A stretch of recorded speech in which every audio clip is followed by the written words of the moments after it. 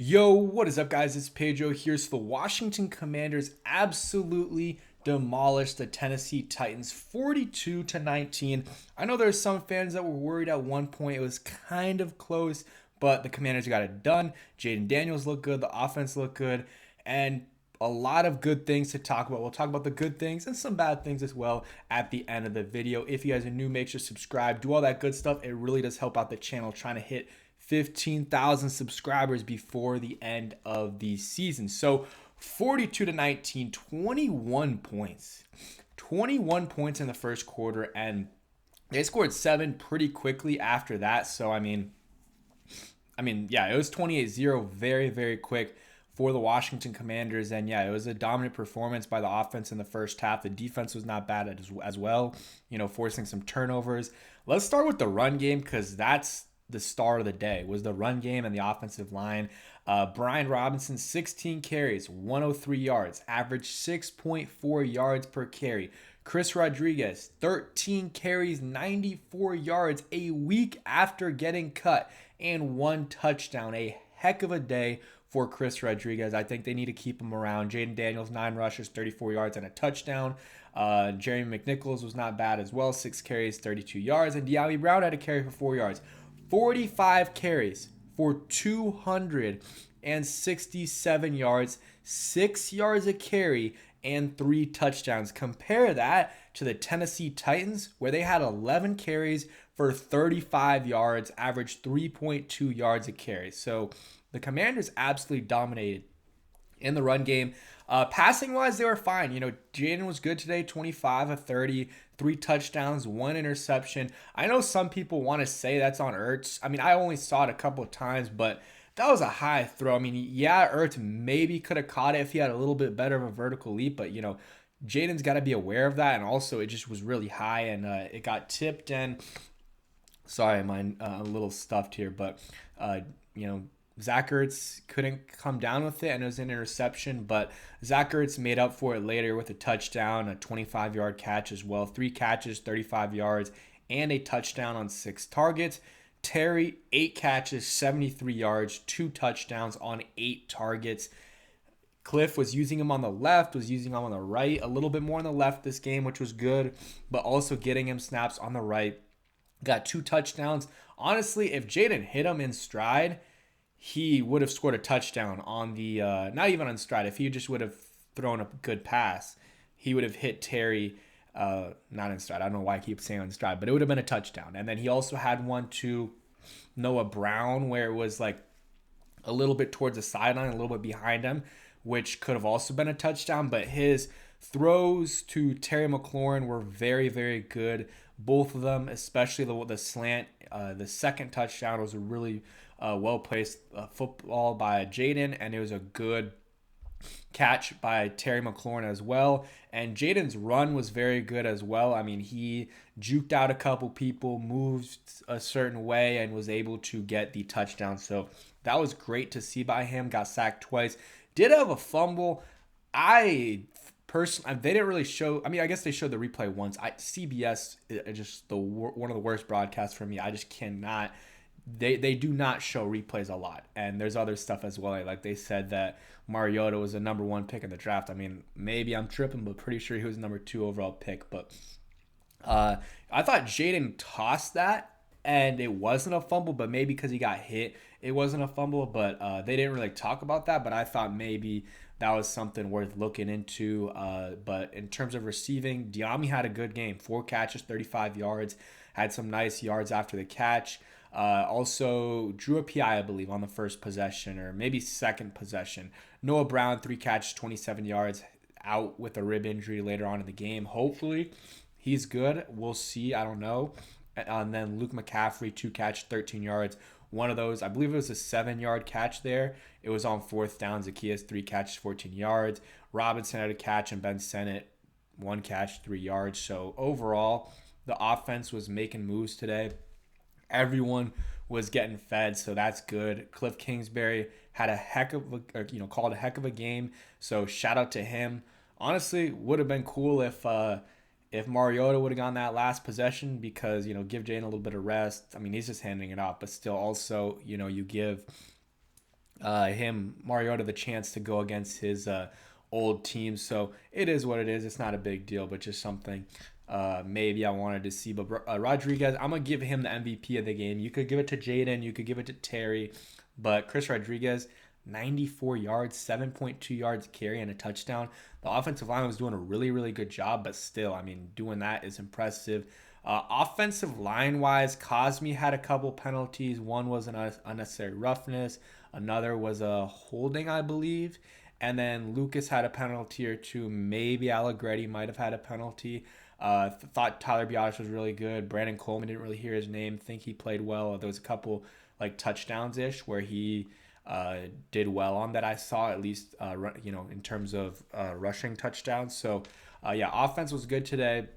There was that third quarter where they weren't that good, and you wish they would have been a little bit better there, but they caught their stride and did what they needed to do. Defensively, good for the most part. Again, there was that little stretch there, end of the second and early third quarter where they were struggling a little bit, but defense was good for the most part. Mike Sanders still was up and down. He had a really nice forced fumble, and I believe he recovered it. He had some, pass breakup too on the 2-point conversion play. He had some good plays, but he also did allow a touchdown and some other big plays as well. Bobby Wagner was good. Got the tackle early on. 13 seasons in a row with 100 tackles. That's the most active out of any player, and he's tied with Ray Lewis. And guess who's number one? London Fletcher. Redskins legend, should be in the Hall of Fame. Quan Martin got hurt but came back in. Frankie Louvu got a sack. I thought he had two, but I guess they gave him one. Jeremy Reeves was in there making some plays on special teams. Jerron Payne had half a sack. I thought he had a solid game. I guess Clelin Ferrell got a sack. There's no way Dante Fowler didn't have a sack. I thought for a second they said he had two. Whereas back-to-back plays where the first one was kind of a sack, the second one was more of it was a bad snap, and Fowler just touched the guy down. So I don't know. Maybe they'll go ahead and correct that, but seems a little bit off. And then also that Louvu only got one sack. I swear he had two. Not completely sure there, but from what I remember, he had two. Maybe, you can correct me if I'm wrong. Nick Bellore had a nice special teams tackle. Jordan McGee had a nice special teams tackle. So the rookie, finally making a play that I saw. And then Tyler Owens, undrafted free agent, rookie as well, special teams guy, made the roster, and he had a nice forced fumble on special teams on that kickoff as well. So Tyler Owens gets a game ball. Who else gets a game ball on defense? Give one to Dante Fowler, who had a good game, and Frankie Louvu as well. Mike Sanders still was up and down, so maybe not. But Frankie Louvu, man, is all over the place, deserves an All-Pro. I mean, he had tackles for loss. He had batted passes down. Just everything about his game. He hit Levis a couple times where, it was hard for him to make the throw. Maybe it was like, oh, maybe it's gonna be a fumble. Michael Davis had a stupid special teams penalty. What I did want to talk about, I forgot about it, but I remember now. Zane Gonzalez, 0 for 2 on field goals. I believe one was like a 41, 47 yarder, and the next one's a 52. I mean, you missed a 40-ish yarder, that's bad enough. And then you have a chance to redeem yourself, and you missed a 52-yarder. And both of them were, I guess if you're looking at the field goal, they were wide right by a little bit. So, yeah, he's got to go. I'm sorry. He made the extra points, but in a close game, you can't miss those two field goals. Tressway, one punt, that's great. Only one punt, and it's a 52-yarder. Jerry McNichols wasn't great on kick returns. We missed Eckler back there, but Eckler was, he was still missed as a running back, but not too much when you got Chris Rodriguez going off. And then, maybe as a receiving back, though, for sure, he will be missed for the next few games. Maybe he comes back last game of the season. 8-5, the Commanders are. They're in a good spot right now. The Eagles are playing the Baltimore Ravens. Maybe it's cut off, but probably not. You guys can see it right here. So that's a big game. Rooting for the Ravens on that one. Commanders still, if the Ravens win, won't be in first place, but they have a solid shot of getting there. They'll have a chance depending on how things go, and they'll be able to play the Eagles. The Eagles don't have an easy schedule, so that's something to watch out for. Will Levis was not great today, 1837, but the receivers weren't helping him with some drops and kind of not stuttering, but stopping. And a lot of passes were thrown behind the receiver, but a few of them were like, I think the receiver's fault for stopping a little bit early. Nick Westbrook Akini had a good game, 2 touchdowns. Calvin Ridley, but for the most part, the defense had a good game, 19 points. Did a good job there.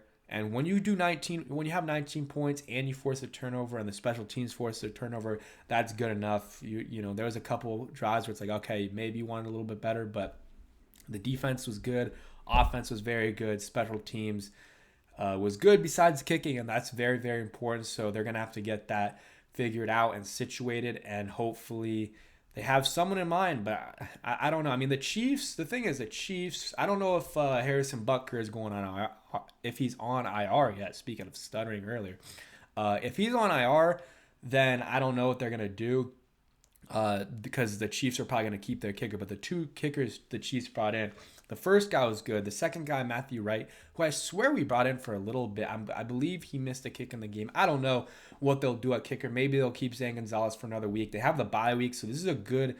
I mean, obviously you would like the bye week earlier, but it's a good time for the bye now for the Commanders. Wiley will be back after the bye. Lattimore hopefully will be back after the bye. Robinson as well will be good to go. So it's a good win for the Washington Commanders. It's not a great team that they're playing, but you got to get those wins, and they blew them out. So 8-5, most wins that they've had since. Sorry. All right, so I got cut off. Still a little congested. This is like the 5th time I record the outro because it keeps getting corrupted. But I'm just saying the Washington Commanders 8-5.